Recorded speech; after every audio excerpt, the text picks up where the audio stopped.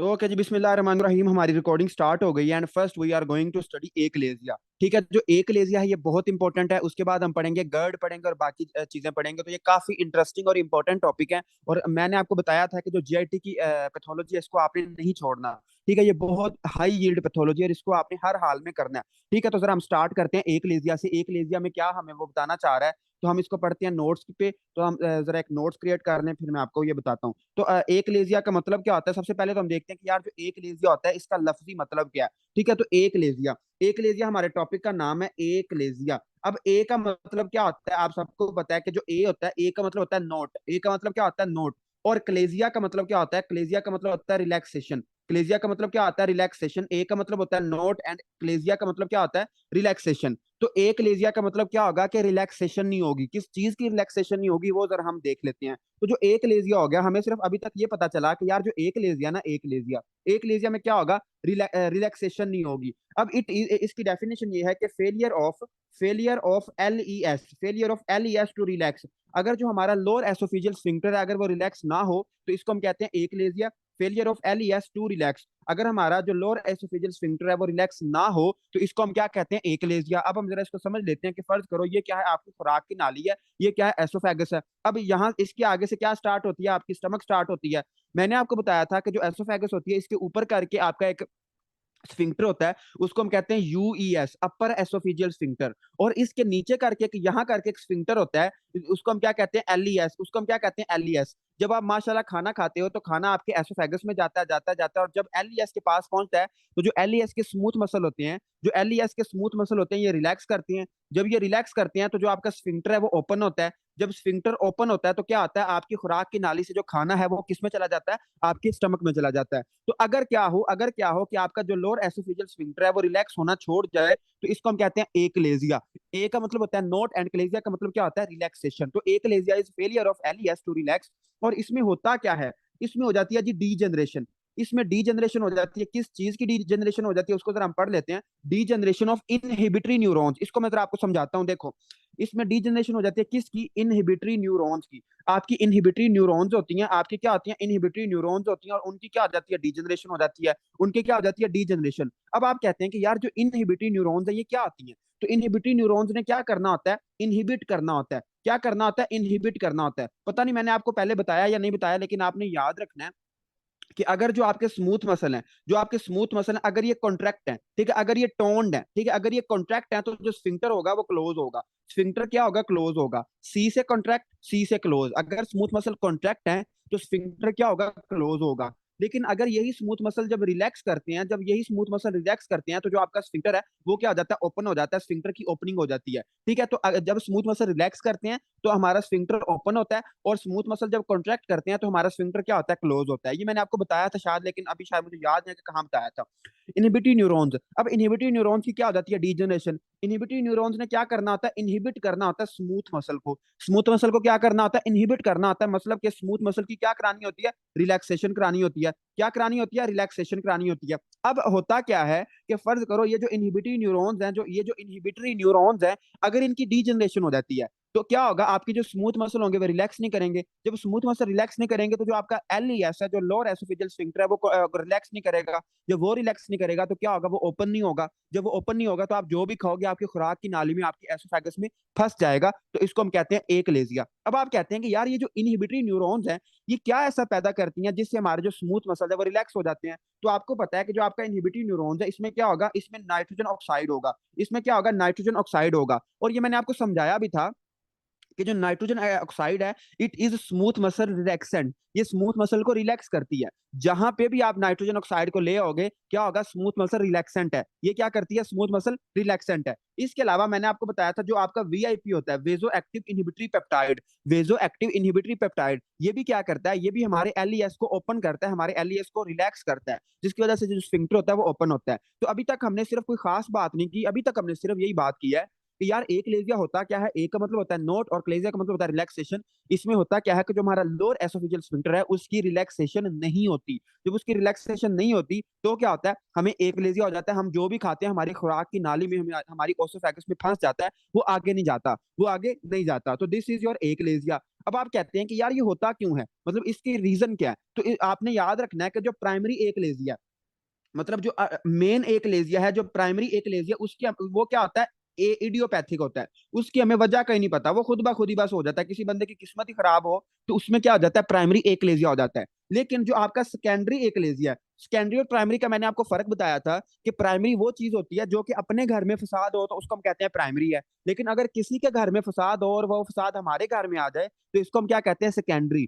अब जो सेकेंडरी आपका एक लेजिया है, जो सेकेंडरी एक लेजिया, ये क्यों होता है, it is due to Chagas disease. Chagas disease क्या होती है, इसको जरा हम पढ़ेंगे उसमें माइक्रो में। लेकिन फिलहाल आपने याद रखना है कि एक आपकी डिजीज होती है जिसको हम कहते हैं शिगास डिजीज। शिगास डिजीज क्या होती है, शिगास डिजीज में जो आपका इन्फेक्टिव ऑर्गेनिज्म होता है वो होता है जी Trypanosoma, Trypanosoma cruzi, Trypanosoma cruzi. Trypanosoma cruzi आपका जो ऑर्गेनिज्म होता है, ये आपको क्या कराता है, ये बहुत इंपॉर्टेंट एमसीक्यूज है कि जो शिगास डिजीज है इसमें क्या होता है। तो आपने कहना है शिगास डिजीज में क्या होता है, एक लेजिया होता है। जो शिगास डिजीज होती है क्या करती है, शिगास डिजीज हमारी डीजनरेशन करा देती है, किसकी, इनहिबिटरी न्यूरॉन्स की, जिसकी वजह से हमारा जो एलईएस है वो रिलैक्स नहीं हो पाता और हमें क्या हो जाती है, शिगास डिजीज, और हमें क्या हो जाता है, एक लेजिया।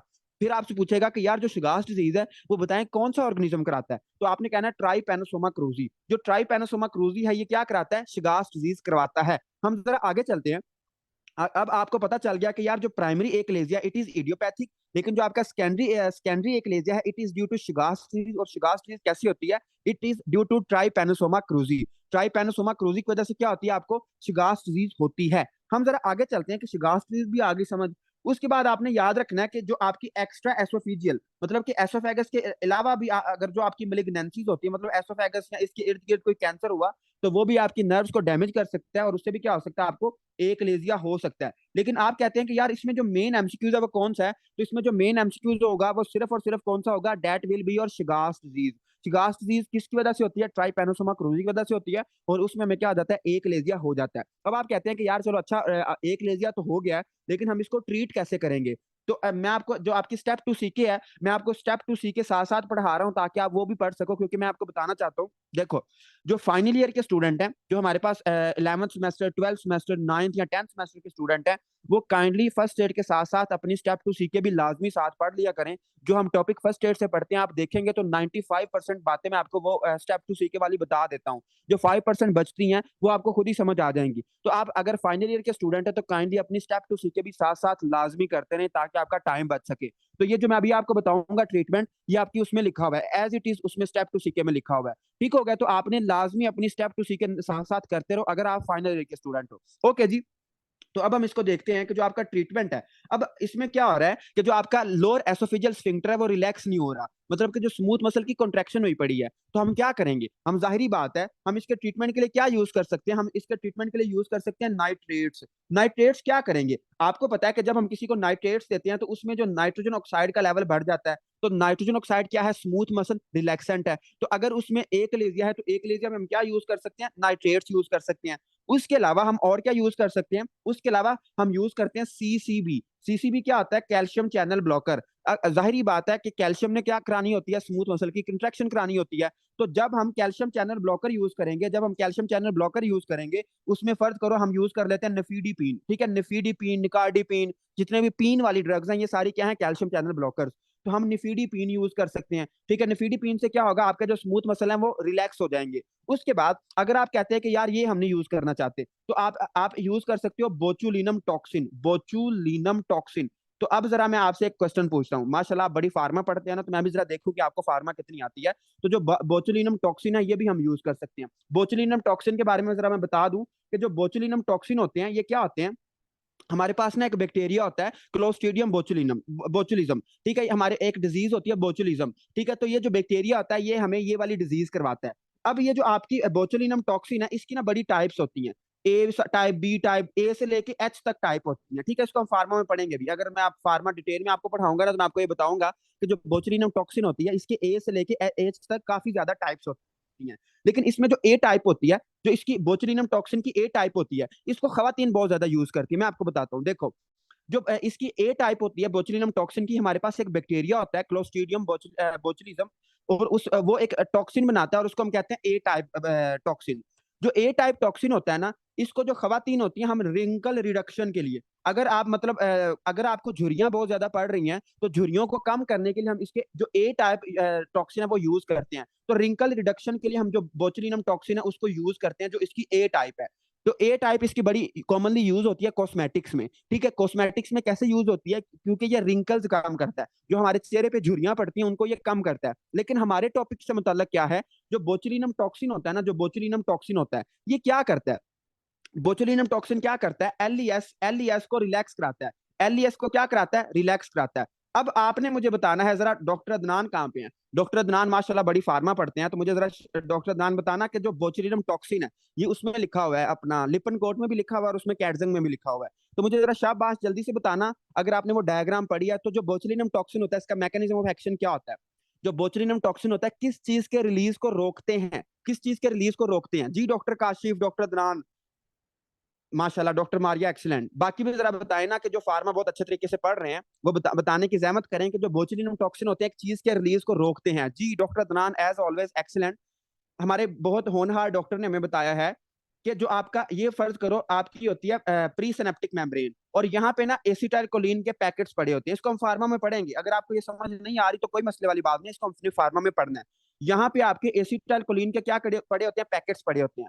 और इसमें जब मतलब आपकी नर्व इंपल्स आती है तो एसिटाइल कोलिन ने क्या होना होता है, रिलीज होना होता है। क्या होना होता है, रिलीज होना होता है, इससे क्या होती है, कॉन्ट्रेक्शन होती है। लेकिन हम क्या करते हैं, हम पेशेंट को दे देते हैं बोचुलिनम टॉक्सिन। जो बोचुलिनम टॉक्सिन है ये क्या करते हैं, ये एसिटाइल कोलिन के रिलीज को रोकते हैं, एसिटाइल कोलिन के रिलीज को नहीं होने देते। ये जब एसिटाइल कोलिन रिलीज ही नहीं होता तो क्या आता है, कॉन्ट्रेक्शन नहीं होती और हमारा जो एलईएस है वो रिलैक्स कर जाता है, और उससे क्या हो जाता है, ठीक हो जाता है बंदा। अब आपको अगर ये समझ नहीं आया तो आपने ये सिर्फ याद रखना है कि जो बोचुलिनम टॉक्सिन है इसकी काफी ज्यादा टाइप्स होती हैं, और इसको हम यूज करते हैं टू ट्रीट एकलेजिया। टू ट्रीट एकलेजिया, एकलेजिया को ठीक करने के लिए हम बोचुलिनम टॉक्सिन यूज करते हैं। ठीक हो गया, तो ये आपने याद रखना है। उसके बाद हम जरा आगे चलते हैं, बोचुलिनम टॉक्सिन तो हो गया, एकलेजिया भी हो गया। तो मुझे पहले तो आप ये बताएं कि आपको ये एकलेजिया की समझ आ गई है? देखें, अगर आप स्टेप टू सी के उठा के देखेंगे तो आपको 95% यही बातें मिलेंगी जो मैंने आपको पढ़ा दी है। तो अगर आप फाइनल ईयर के स्टूडेंट हैं तो काइंडली स्टेप टू सी के भी साथ साथ करते रहें, ताकि आपका अच्छे तरीके से सिलेबस कवर हो जाए। चलें जी, सबको समझ आ गई है, हम जरा आगे चलते हैं। एकलेजिया भी हमारे पास हो गया है। ओके, इसमें एक कुछ चीजें रह गई हैं, बल्कि जो एकलेजिया होता है, एकलेजिया की प्रेजेंटेशन क्या होती है, मतलब जो मरीज होगा एकलेजिया का वो आपके पास किस तरह आएगा, तो जो इसकी प्रेजेंटेशन होती है किस तरह होती है, प्रेजेंटेशन इसकी कुछ इस तरह होगी। मरीज कहेगा कि डॉक्टर साहब पहले क्या था, पहले मतलब जो मुझसे सख्त चीजें थी वो नहीं खाई जाती थी, लेकिन आहिस्ता आहिस्ता क्या हुआ कि अब मुझसे कोई कुछ चीज पी भी नहीं जाती, मुझसे कोई चीज पी भी नहीं जाती। तो आपने जो प्रेजेंटेशन है इसकी प्रेजेंटेशन क्या होगी, प्रोग्रेसिव डिस्फेजिया। ठीक है, प्रोग्रेसिव डिस्फेजिया मतलब कि उसको पहले progressive dysphagia from, progressive dysphagia from solid to, from solid to, from solid to liquid. मतलब कि वो कहेगा कि डॉक्टर साहब पहले मैं कुछ खाता पहले मैं कोई सख्त चीज खाता था तो क्या होता था कि वो खाई नहीं थी जाती, लेकिन उसके बाद आहिस्ता आहिस्ता इतना मुझे मसला हो गया कि अब मैं कोई चीज पीता भी हूँ तो पी भी नहीं जाती। पहले क्या था, पहले मैं कोई सॉलिड चीज नहीं था खा सकता, पहले मतलब सॉलिड चीज फैलो करने में प्रॉब्लम थी, लेकिन उसके बाद क्या हुआ कि मैं कोई चीज लिक्विड भी नहीं खा पा रहा। तो इसमें जो आपको क्या होगा, progressive dysphagia from solid to liquid. लेकिन आपने याद रखना है जो आपकी ऑब्स्ट्रक्टिव होती है, ठीक है, ऑब्स्ट्रक्टिव मतलब ऑब्स्ट्रक्टिव डिस्फेजिया होता है जिसमें ऑब्स्ट्रक्शन हुई होती है, उसमें क्या होता है, उसमें सिर्फ और सिर्फ सॉलिड का मसला आता है। देखिए मैं आपको समझाता हूँ इसको।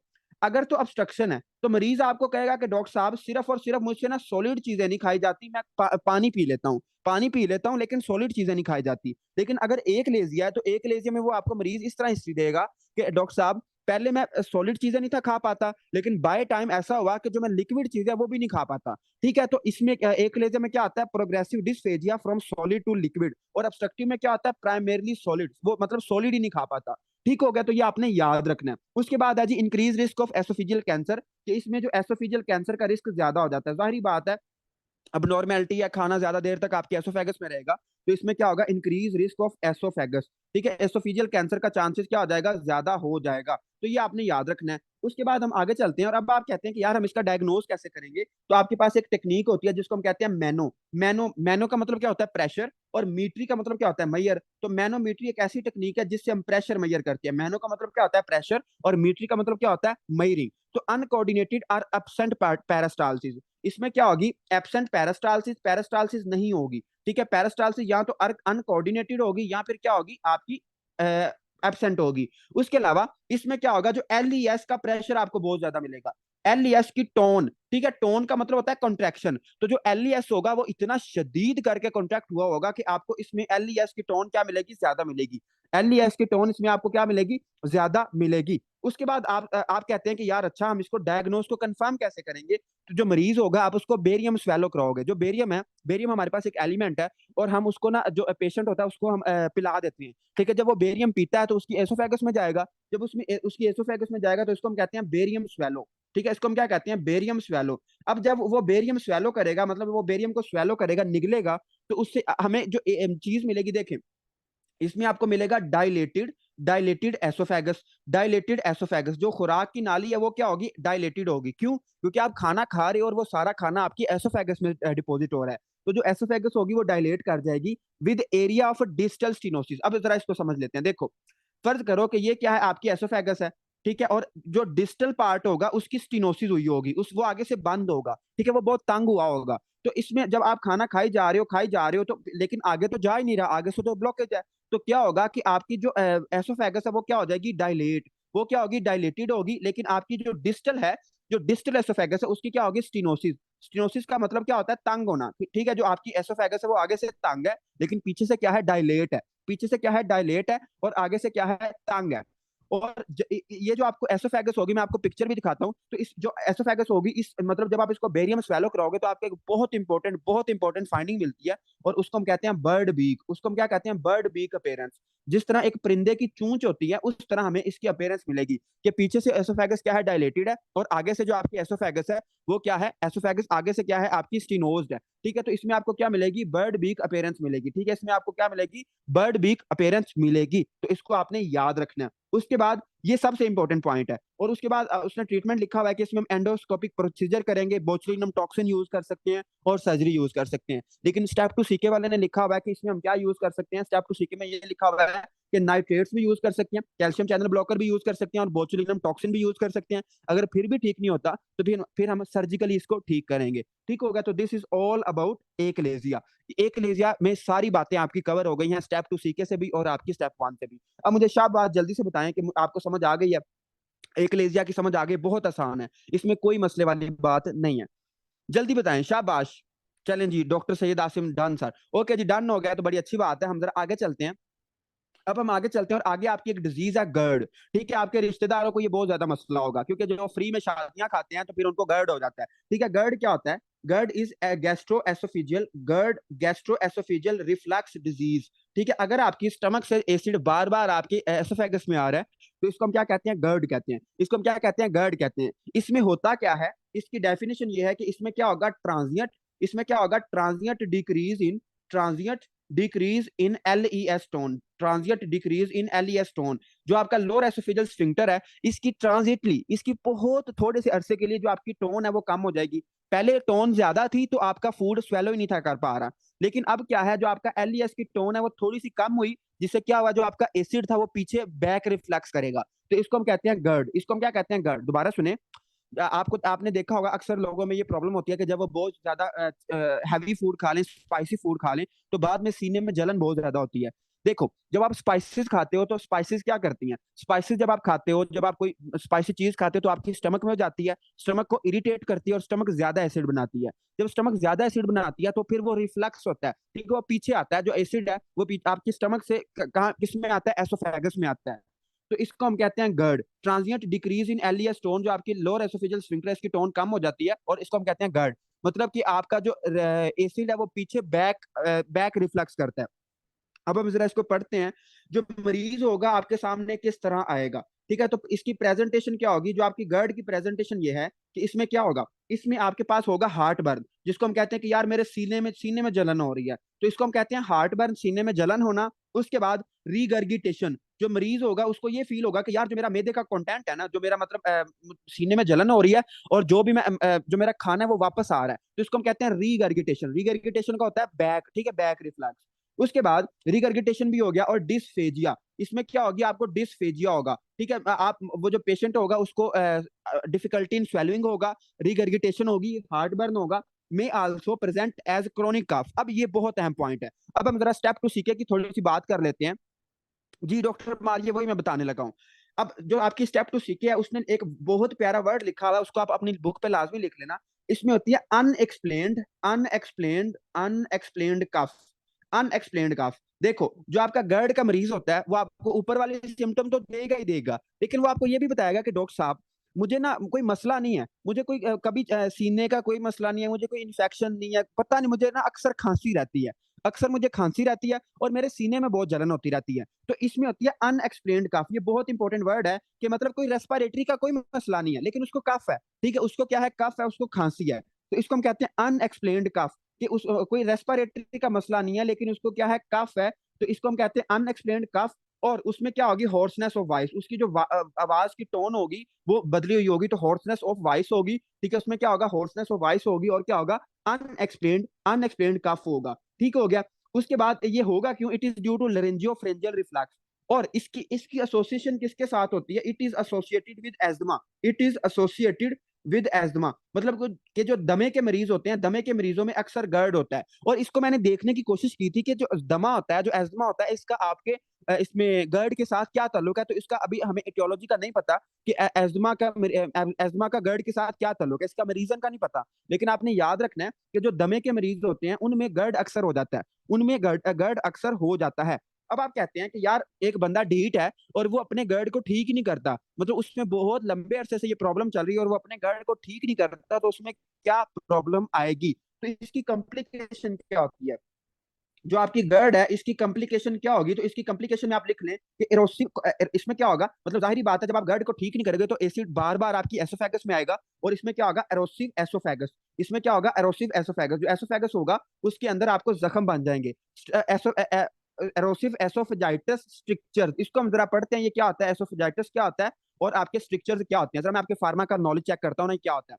तो एरोसिव एसोफेजाइटिस स्ट्रिक्चर्स, बैरेट एसोफेगस भी हमने आज पढ़ना है, ये क्या होता है, बैरेट एसोफेगस में मेटाप्लेजिया हो जाता है, इसको हम पढ़ते हैं क्या होता है। तो बैरेट एसोफेगस, आपका एरोसिव एसोफेजाइटिस स्ट्रिक्चर, और इसके अलावा बस यही सारी चीजें आपने याद रखनी है। अच्छा, एक और चीज आपने याद रखनी है, एक ना होता है साइलेंट गर्ड, ठीक है, आप वैसे तो साइलेंट किलर होते हैं ना, लेकिन आपका एक होता है साइलेंट गर्ड, इसको अपनी बुक पे लिख लें, ये बुक पे नहीं लिखा हुआ। साइलेंट गर्ड क्या होता है, साइलेंट गर्ड क्या होता है कि आपका जो मरीज होगा, मरीज आपको कंप्लेन कहेगा कि डॉक्टर साहब जब मैं कुछ खाता हूं तो मुझसे खाया पिया नहीं सही तरह जाता, डिसफेजिया है, क्या है, डिसफेजिया है, डिफिकल्टी इन स्वेलिंग है, डिसफेजिया, जब मैं कुछ खाता हूं तो कुछ खाया पिया नहीं जाता, और जब रात को ना अक्सर मुझे खांसी रहती है, डिसफेजिया है, और क्या है, नॉकचर्नल, नॉकचर्नल कफ है, ये लिख लें, बड़ा इंपॉर्टेंट बात है ये।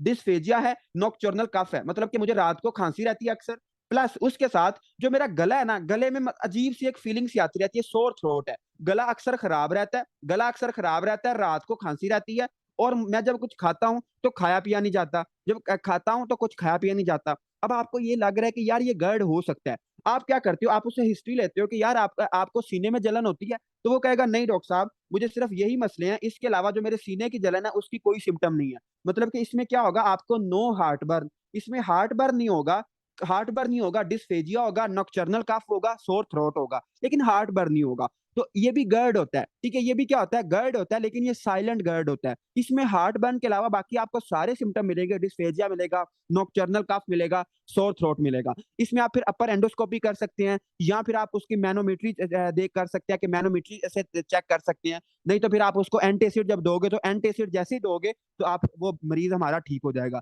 ठीक है। जब जब आप उसके एसिड को बाय मेडिसिन कम कर दोगे तो क्या होगा, मरीज हमारा ठीक हो जाएगा, उसकी खांसी भी ठीक हो जाएगी और उसका डिस्फेजिया भी ठीक हो जाएगा। तो इसको हम कहते हैं साइलेंट गर्ड, ठीक है, जिस तरह साइलेंट किलर होते हैं, इस तरह ये क्या है, साइलेंट गर्ड है, इसमें हार्ट बर्न के अलावा बाकी सारे हमें सिम्टम मिलते हैं, और ये भी एक टाइप है किसकी, गर्ड की, ये भी एक टाइप है किसकी, गर्ड की। तो दिस इज ऑल अबाउट गर्ड। अब जरा मुझे शाबाश बताएं कि गर्ड में कौन सा पॉइंट आपको समझ नहीं आया। डॉक्टर नादिया पूछ रही हैं जी सर, लरेंजियो फ्रेंजियल रिफ्लक्स का बारे में बता दें। देखें, जो लरेंजियो फ्रेंजियल रिफ्लक्स है, किधर गया हमारा, लेरिंजियोफ्रेंजियल रिफ्लक्स ये होता है, मैंने आपको बताया था, पता नहीं आपको याद नहीं, आप शायद रेस्पिरेटरी में नहीं थी, मैंने आपको कहा था कि आपको ना दो दो सिम्टम आते हैं। एक होती है स्नीजिंग, आपको छींक आती है, और एक होती है खांसी, आपको कफिंग होती है। तो इन दोनों चीजों में क्या ताल्लुक है? देखो, मैंने आपको बताया था कि आपका जो नाक है, नाक से लेके आपका जो ट्रैकिया है, यहाँ तक आपका होता है अपर रेस्पिरेटरी ट्रैक्ट, ठीक है, अपर रेस्पिरेटरी ट्रैक्ट। और अगर इसमें कोई इरिटेशन हो, अगर अपर रेस्पिरेटरी ट्रैक्ट में कोई इरिटेशन हो, तो आपको छींक आती है, आपको स्नीजिंग होती है, ठीक है, आपको क्या होती है, स्नीजिंग होती है। लेकिन अगर अगर क्या हो, अगर आपका लोअर रेस्पिरेटरी ट्रैक्ट में कोई मसला हो, तो आपको खांसी आती है, ऐसे ही है ना। अब होता क्या है कि जब गर्ड होता है ना, गर्ड होता है, अगर गर्ड हो, और गर्ड में होता क्या है कि गर्ड में जो एसिड है वो आपका पीछे आ रहा है एसोफेगस में। अब जब वो एसोफेगस में आ रहा है, तो एसोफेगस से मतलब इस चीज की पॉसिबिलिटी है कि वो एसिड थोड़ा बहुत ऊपर आपकी ट्रेकिया तक पहुंच सकता है, या आपके फेरेंक्स तक, लेरेंक्स तक पहुंच सकता है। तो क्या होता है कि जो आपका लेरिंजियोफ्रेंजियल रिफ्लक्स है, मतलब ये हमारे अंदर एक रिफ्लक्स होता है, जिससे होता क्या है, जब हमारे मतलब लेरेंक्स या फेरेंक्स में कोई चीज टच करती है, कोई खाने वाली चीज टच करती है, तो क्या होता है, जब हमारे लेरेंक्स या इस तरह में कोई चीज टच करती है, तो हमें एक रिफ्लक्स आता है, हमारा जो लेरेंक्स और फेरेंक्स है वो कॉन्ट्रैक्ट हो जाता है। जब ये कॉन्ट्रैक्ट होता है, तो एक तो हमें शॉर्टनेस ऑफ ब्रेथ होती है, और क्या होता है, हमें खांसी आती है, और मतलब कि कफिंग होती है, या फिर हमारी आवाज बदल जाती है। लेरेंक्स में अगर होगा तो होर्सनेस ऑफ वॉइस होगी, और अगर हम जो अब वो कॉन्ट्रैक्ट करेंगे तो क्या होगा, अनएक्सप्लेन्ड कफ होगा। तो इसमें कोई खास बात नहीं है, सिर्फ ये अल्लाह ताला ने हमारे अंदर एक रिफ्लेक्स रखा है, ताकि हमारा अगर खाना लेरेंक्स या फेरेंक्स में जाए, तो वो दोनों कॉन्ट्रैक्ट हो जाए, और हमारी लंग्स में वो चीज ना चली जाए। तो उसको बचाने के लिए हमारे पास एक रिफ्लेक्स होता है, जिसको हम कहते हैं लेरिंजियोफ्रेंजियल रिफ्लेक्स। ठीक हो गया, तो ये आपने याद रखना है। अब आई होप कि आपको गर्ड की समझ आ गई है, इसमें कोई मसले वाली बात नहीं रह गई। बाकी इसमें और किसी का कोई सवाल है तो बता दें, नहीं तो फिर हम आगे चलते हैं। गर्ड गर्ड भी हो गया। उसके बाद आपका अब गर्ड का ट्रीटमेंट मैंने आपको भेजा था, उसमें ग्रुप में भेजा था, आप उसको लाजमी कर लेना। और अगर हमें एंड पे टाइम मिलता है, तो मैं आपको ना इसको इसको करवा भी देता हूँ। ये बहुत इंपॉर्टेंट ट्रीटमेंट है, इसका आपको जुबानी आना चाहिए। मैंने अपने रूम में ये सारे लगाए हुए हैं, ताकि मेरी आते जाते उस पर नजर पड़ती रहे, और मेरी परमानेंट मेमोरी में ये रहे। ठीक है, तो आप भी अगर कोशिश कर सकते हैं, तो इसको लिख लें अपने रूम में, और अपनी दीवार पे लगा लें, तो आपको काफी ज्यादा इसका फायदा होगा। ठीक हो गया। डॉक्टर अली हसन पूछ रहे हैं जी, स्ट्रक्चर क्या होते हैं? अभी हम पढ़ते हैं स्ट्रक्चर क्या होते हैं। ठीक हो गया। एक्नी का ट्रीटमेंट, हाँ एक्नी का ट्रीटमेंट भी रहता है हमारा, वो इंशाल्लाह हम कर लेंगे किसी दिन। ठीक है, अभी फिलहाल थोड़ा सिलेबस कवर कर लें। तो गर्ड गर्ड भी हो गया। उसके बाद आपके पास आता है जी उसके बाद हाँ, गर्ड हो गया। गर्ड के पास आपके एक बहुत इंपॉर्टेंट टॉपिक है, और डॉक्टर अदनान का जरा हम नॉलेज चेक करते हैं कि डॉक्टर अदनान को फार्माकोलॉजी कितनी आती है। तो मैं जरा आपसे पूछता हूँ बाद में। पहले हमारा जो टॉपिक है, दैट इज योर एसोफेजाइटिस। ठीक है, एसोफेजाइटिस। अगर क्या हो जाए, एसोफेगस की इन्फ्लेमेशन हो जाए, तो इसको हम कहते हैं एसोफेजाइटिस। इसको हम क्या कहते हैं? एसोफेजाइटिस। तो oesophagitis is the inflammation of, it is the inflammation of oesophagus. जो आपकी एसोफेगस है, अगर इसकी इन्फ्लेमेशन हो जाए, तो इसको हम कहते हैं एसोफेजाइटिस कहते हैं। अब it is associated with reflux. ठीक है, इसकी एसोसिएशन किसके साथ है? रिफ्लक्स के साथ। मतलब कि अगर किसी बंदे को गर्ड है, तो उसमें क्या आ सकता है, उसमें जो एसोफेगस है उसकी इन्फ्लेमेशन हो सकती है। लेकिन इसमें एक बहुत इंपॉर्टेंट पॉइंट है। अगर आपने यूएसएमएलई करना है, तो आपको ये तीनों एमसीक्यू यू वर्ल्ड के मिलेंगे। इसमें एक पॉइंट ये है कि अगर एक मरीज है एचआईवी का, ठीक है, इम्यूनो कंप्रोमाइज्ड पेशेंट है, अगर एक ऑलरेडी बंदा एचआईवी का मरीज है, और उसको पहले से क्या है, उसको पहले से इम्यूनो कंप्रोमाइज है, उसकी इम्यूनिटी कम है, और उसकी इतनी किस्मत खराब है कि वो पहले एचआईवी का मरीज है, और उसको बाद में हो जाता है फंगल इन्फेक्शन, मतलब कि उसको क्या हो जाती है, कैंडियासिस हो जाती है। अगर उसको कैंडियासिस हो जाती है, और वो पहले ही एचआईवी का मरीज है, तो उसमें अगर एसोफेजाइटिस होगा, अगर उसमें एसोफेजाइटिस होगा, तो हमें फाइंडिंग क्या मिलेगी? इसको आपने याद रखना है, ये बहुत इंपॉर्टेंट बात है। ठीक है, मैं अभी जो आपको तीन बातें बताऊंगा, ये बहुत इंपॉर्टेंट बात है, ये आपके उसमें यू वर्ड में ये शामिल है। ठीक है, तो जो एचआईवी, अगर एक मरीज पहले इम्यूनो कॉम्प्रोमाइज्ड है, और ऊपर से उसकी इतनी किस्मत खराब है कि जो आपकी उसको हो जाता है कैंडियासिस, उसको फंगल इन्फेक्शन हो जाता है, तो जो एसोफेगस होगी, उसमें हमें फाइंडिंग क्या मिलेगी? तो उसमें आपको फाइंडिंग मिलेगी वाइट, आपको व्हाइट कलर की क्या मिलेगी? सूडो। सूडो का मतलब क्या होता है? फाल्स। Pseudo membrane. ठीक है, सूडो इसमें पिक्चर आपको दिखाता हूँ। जो आपके अगर उसको कैंडियासिस हो जाता है, तो एसोफेगस के अंदर आपको जो मेम्ब्रेन मिलेगी, वो क्या होगी? White pseudo membrane. वो आपको क्या मिलेगी? व्हाइट सूडो मेम्ब्रेन मिलेगी। उसके बाद फर्ज करो, अगर उसको कैंडियासिस का इन्फेक्शन नहीं होता, उसको हो जाता है इन्फेक्शन साइटोमेगालो वायरस का। अगर उसको इन्फेक्शन हो जाता है किसका? साइटोमेगालो वायरस का। तो उसमें जो अल्सर्स मिलेंगे, वो किस शेप के मिलेंगे? आपको लीनियर अल्सर मिलेंगे। आपको क्या मिलेंगे? लीनियर अल्सर्स मिलेंगे। दोबारा सुने, एक मरीज पहले इम्यूनो कम्प्रोमाइज था, अगर उसको उसकी इतनी किस्मत खराब है कि उसको हो जाता है कैंडियासिस, उसको क्या हो जाता है? कैंडियासिस हो जाता है, तो उसमें हमें क्या फाइंडिंग मिलेगी? That will be your white pseudo membrane. White pseudo membrane. लेकिन अगर उसको कैंडियासिस नहीं होती, तो कैंडियासिस अगर नहीं होगी तो मुझे शाबाश बताएं कि अगर उसको साइटोमेगालो वायरस, बल्कि ये ना बताएं, मैं आपसे एक और सवाल करता हूँ बाद में, जो साइटोमेगालो वायरस है, अगर इसका इन्फेक्शन हो जाए तो उसमें जो अल्सर होंगे एसोफेगस के अंदर वो क्या मिलेंगे आपको? लीनियर अल्सर मिलेंगे। लेकिन अगर उसको साइटोमेगालो वायरस का अब नहीं होता, उसको हो जाता है herpes simplex virus type 1। Herpes simplex virus type 1 का अगर इन्फेक्शन हो जाता है, तो उसमें आपको जो लीजन मिलेंगी वो क्या मिलेंगी? Punched out lesion. उसमें जो आपको लीजन मिलेंगी वो क्या मिलेंगी? Punched out lesion. Punched out lesion क्या होती है? फर्ज करो ये आपके क्या है? एसोफेगस है, ठीक है, ये क्या है? एसोफेगस है, और इसमें आपको पंच्ड आउट लीजन, ठीक है, जो जख्म है वो बाहर की तरफ निकले हुए हैं, तो इसको हम कहते हैं पंच्ड आउट लीजन। और इसके ऊपर लिख लें, ये मोस्ट इंपोर्टेंट बात है इसमें, जो एसोफेजाइटिस है, अगर आपने यूएसएमएल करना है तो आपका ये मोस्ट इंपोर्टेंट बात है कि अगर एक पहले ही बंदा इम्यूनो कम्प्रोमाइज है और उसमें बाद में हो जाता है कैंडियासिस, तो अगर उसको एसोफेजाइटिस होगा तो हमें फाइंडिंग क्या मिलेगी? कैंडियासिस में हमें फाइंडिंग क्या मिलेगी? White pseudo membrane. Cytomegalo virus में हमें क्या मिलेगी? लीनियर अल्सर मिलेंगे। और आपके हर्पिस सिंप्लेक्स वायरस टाइप 1 में हमें क्या मिलेगी? पंच्ड आउट लीजन्स मिलेंगी। हमें क्या मिलेंगी? पंच्ड आउट लीजन्स मिलेंगी। ओके, अब आप कहते हैं कि यार जो एसोफेजाइटिस है, जो इम्यूनो कम्प्रोमाइज पेशेंट है, इसमें तो हमें समझ आ गई कि इम्यूनो कम्प्रोमाइज में कैसे होगा। लेकिन अगर एक और बंदा है या बंदी है, अगर एक और बंदा है या बंदी है और वो क्या कर लेती है? वो खुदकुशी करने की कोशिश करती है। वो क्या करती है? खुदकुशी करने की कोशिश करती है। तो इसको हम कहते हैं कास्टिक इंजेक्शन, ठीक है, इसको हम क्या कहते हैं? Caustic injection. मैं आपको एक चीज बताता हूँ, इंटरेस्टिंग, बड़ी इंटरेस्टिंग बात है। देखो, पूरी दुनिया में आपको पता है कि पूरी दुनिया में सबसे ज्यादा जो अपना वो करते हैं, खुदकुशी करते हैं, वो कौन है? मेल है या फीमेल है? पूरी दुनिया में सबसे ज्यादा फीमेल्स खुदकुशी करती हैं। पूरी दुनिया में जो फीमेल्स हैं वो सबसे ज्यादा खुदकुशी करने की कोशिश करती हैं, लेकिन मरती कम है। दोबारा सुने, मैं आपको बताता हूँ। जो फीमेल है, जो फीमेल है, फीमेल में क्या है? फीमेल में आपका सुसाइड की अटेम्प्ट ज्यादा है। सुसाइड अटेम्प्ट ज्यादा है। अच्छा, हंसना नहीं है, मैं आपको एक बिल्कुल हकीकत बात बता रहा हूँ। जो सुसाइड अटेम्प्ट है वो ज्यादा है पूरी दुनिया में। फीमेल की सुसाइड अटेम्प्ट ज्यादा है, लेकिन ये इनकी सुसाइडल डेथ कम है। सुसाइडल डेथ क्या है? कम है। ये बेचारी सुसाइड तो करती हैं, लेकिन उसमें क्या रहती हैं? उसमें नाकाम रहती हैं। ये दे आर अनसक्सेसफुल, ठीक है, ये अनसक्सेसफुल होती हैं। लेकिन जो आपके प्यारे से मेल्स हैं, ठीक है, जो मेल्स हैं, जो मर्द हजरात हैं, इनकी अटेम्प्ट कम है, ठीक है, ये अटेम्प्ट तो कम करते हैं, लेकिन जब ये अटेम्प्ट करते हैं तो फिर ये मरते हैं, ठीक है। तो इनकी जो सुसाइडल डेथ है वो ज्यादा है, सुसाइडल डेथ ज्यादा है, लेकिन अटेम्प्ट कम है। तो आपने याद रखना है कि जो खवातीन होती हैं इनमें याद, खैर ना भी रखें तो कोई मसला नहीं है, ये एक एक्स्ट्रा बात है। जो फीमेल है, फीमेल में सुसाइडल अटेम्प्ट ज्यादा है, ये बेचारी कोशिश ज्यादा करती हैं लेकिन मरती कम है। लेकिन जो मेल है, मेल कोशिश कम करते हैं लेकिन ये मर ज्यादा जाती हैं, क्योंकि आपको पता है जो मेल होता है ये पक्का काम करता है, ठीक है। जो फीमेल होती है ये ज्यादा मतलब खैर छोड़े, फिर आप गुस्सा कर जाएंगे। तो जो मेल होते हैं, मेल कोशिश कम करते हैं, लेकिन इनकी डेथ मतलब जब भी कोशिश करते हैं तो इनकी मौत लाजमी होती है। तो ये एक सुसाइड के बारे में एक ना इंटरेस्टिंग फैक्ट है। लेकिन हम जरा वापस आते हैं अपने टॉपिक की तरफ। अब आप कहते हैं कि कास्टिक इंजेक्शन का फीमेल की सुसाइड के साथ क्या ताल्लुक है? आप जब माशाल्लाह जाओगे ना डॉक्टर बन के, और आप हॉस्पिटल की इमरजेंसी में बैठोगे, तो आपके पास बड़े मरीज आएंगे कि डॉक्टर साहब ये मेरी बीवी है और इसने वो जो वॉशरूम वाला टॉयलेट क्लीनर था उसको पी लिया, ठीक है, टॉयलेट क्लीनर पी लिया, या सर्फ खा लिया, या जो बैटरी का एसिड होता है वो पी लिया। तो जो कास्टिक आपका ये कास्टिक इंजेक्शन किस किस में आता है?